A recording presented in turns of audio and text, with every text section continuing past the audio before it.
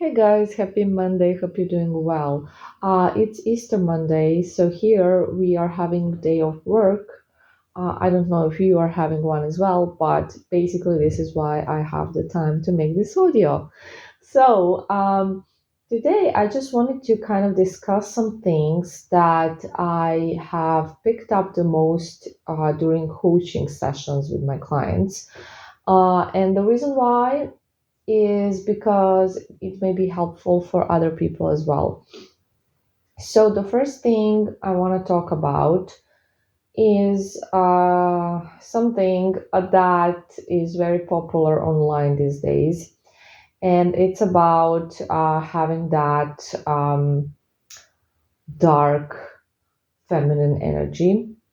Uh, and basically, what they're talking about is being that irresistible woman that is just so hard to get, cold, and it's kind of portrayed it as something you need to become like very magnetic and attractive.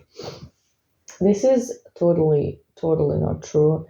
And please do not attempt to do this because the only people you're gonna attract by behaving as this cold femme fatale are gonna be, people who have some issues, different type of issues it can be, but definitely you're not gonna attract a healthy, stable, and secure person with that type of behavior because anyone who is stable and secure is gonna find that behavior unattractive.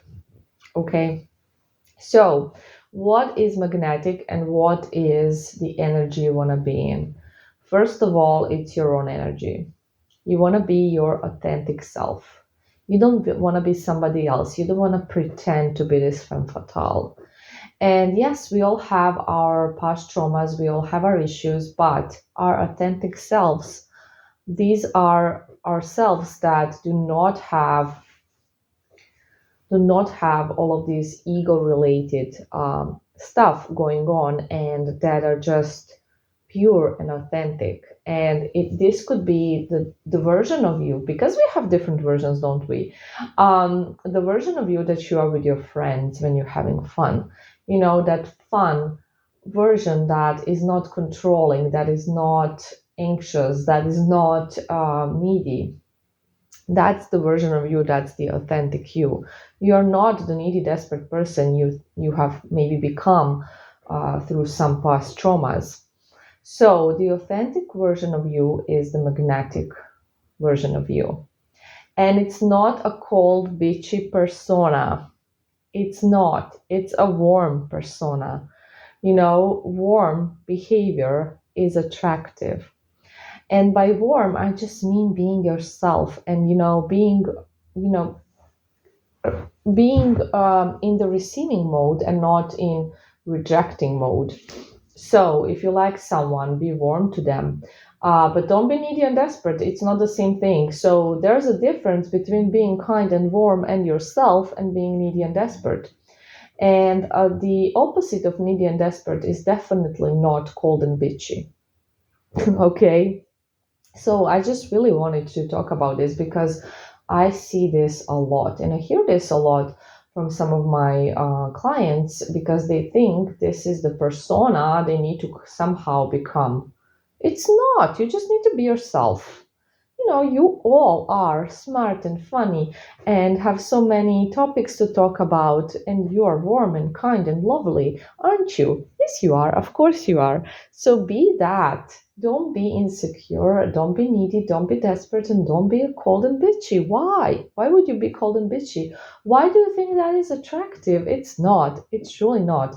Imagine, for example, that someone was cold and bitchy towards you and you just met them, and unless you're having some really you know um, past unresolved issues why this would be appealing to you, you would not be attracted to that. If you were safe and secure, this would not be attractive. So think about it. And yeah, another thing that I've noticed is insecurity. And for example, a lot of women will feel threatened in a way and feel insecure, and we have talked about this in the jealousy audio.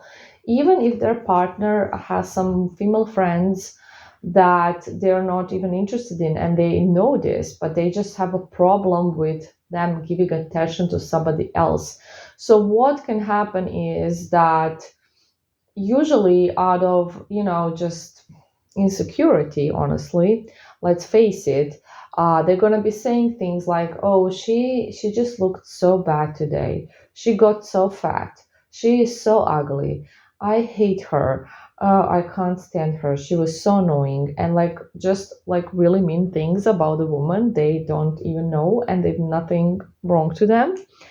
And that's going to be unattractive as well. It's going to be very unattractive. And the women will be saying these things because they think they're going to kind of prove that they are better than this woman by putting this woman down. And that's not going to prove you better. It's actually going to do the opposite. So don't do that. Um, Deal with your insecurities instead of putting somebody else down, truly.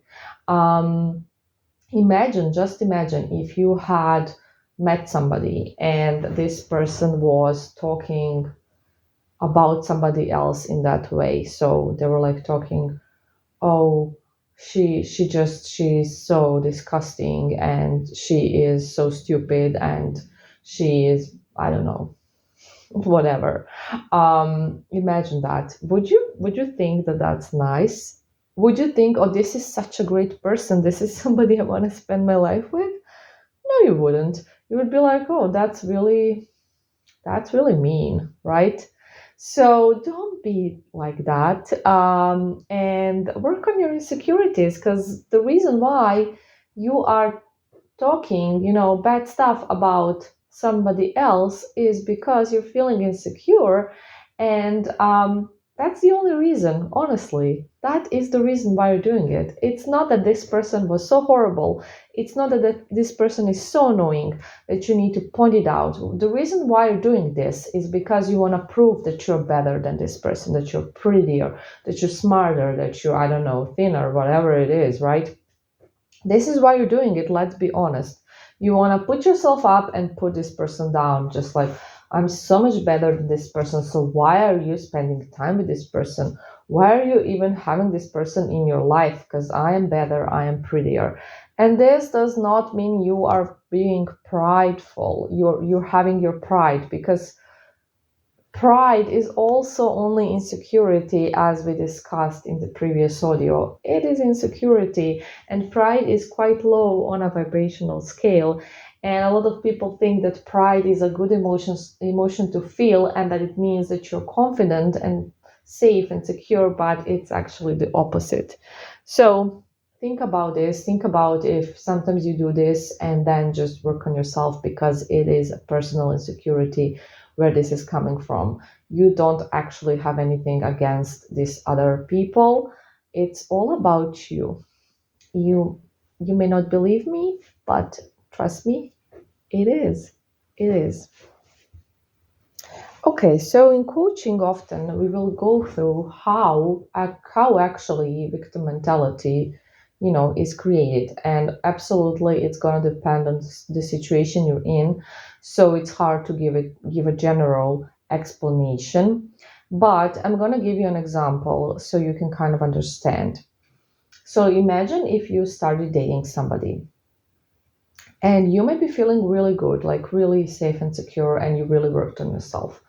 What is important to know is that we all have our core wounds, every single person.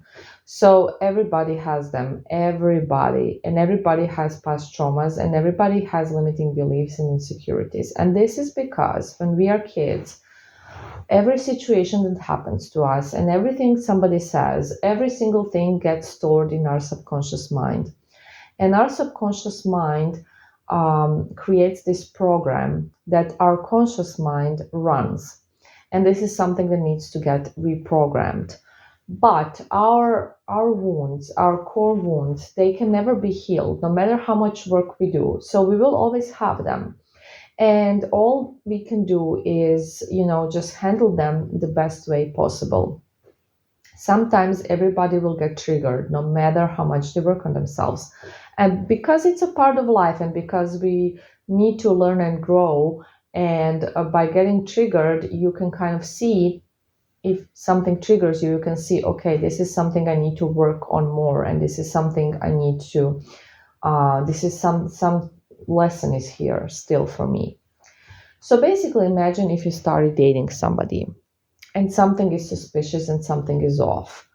For example, this person just keeps, you know, unfollowing and following the Rex, and you kind of see something's going on here, right? And what you need to do is basically confront this person in a nice and polite way. So don't be passive aggressive about this. Don't ignore this. It's very important to communicate your needs, and just ask them, hey, I noticed this is happening and I was just wondering what's going on. Is there still something going on? I just want to talk about it and see if we can deal with this. And in most cases, the other person is going to lie to you, let's be honest. If something's going on, they're going to lie. They're going to gaslight you. And this does not necessarily mean they're a narcissist, by the way, because everybody kind of, everything is about narcissists and everybody is called a narcissist these days. But, if somebody gaslights you or lies to you, it doesn't necessarily mean that. Of course, it's not nice, but there are different reasons why they may be doing this. So basically, most likely this person is going to lie to you. And what you're going to do is you're going to believe them. You're not really going to believe them. What you're going to do is you're going to want to believe them because because you like them and you want something to do with them. You want a relationship with them. And you want this to be true. So you're just going to go with it. But you're going to know deep down that this person is lying. Your intuition is going to know this person is not being honest, and it's going to bother you all the time. And what's going to happen is that you're going to become more and more anxious, and you're going to develop insecurities, and all of your insecurities are basically going to get triggered by this, because somebody is clearly lying to you, something's going on, you're getting anxious, you're getting that feelings that you're not good enough, somebody is better than you, there's somebody else there. And that's how you get into this pattern. And this is just one example how it can happen. So it's very important to, if something is going on, it's very important for you to trust yourself, basically, to choose yourself, should I say, because you're not choosing yourself when you decide to believe something is a lie, just because you want to keep this person, because it can really destroy your mental health.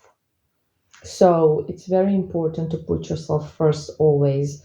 No matter how hard it is, you need to know, a safe and secure person will know, okay, it's going to be so hard for me to let this person go because I do truly like this person or maybe even love this person. But I know that I need to choose myself and my mental health, and that I'm going to get through this. And if you are feeling unsafe, you're gonna be like, I just need this person. I need this person to love me. I need this person to validate me. I need this person to choose me. And like that, you're not choosing yourself. You're truly not. And that's the problem. And this is how you're gonna get into victim mentality more and more and more. And you're just gonna lose yourself. And it's gonna be so much harder one day to find yourself again. Not impossible, just harder.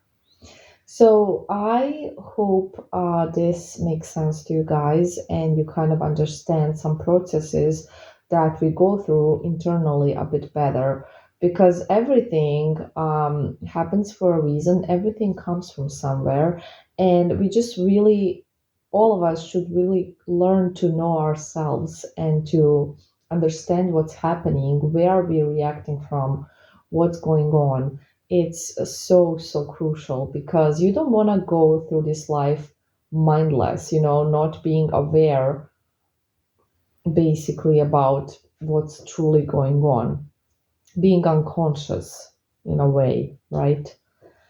So anyways, I hope this was helpful and we'll talk soon. Love you. Bye.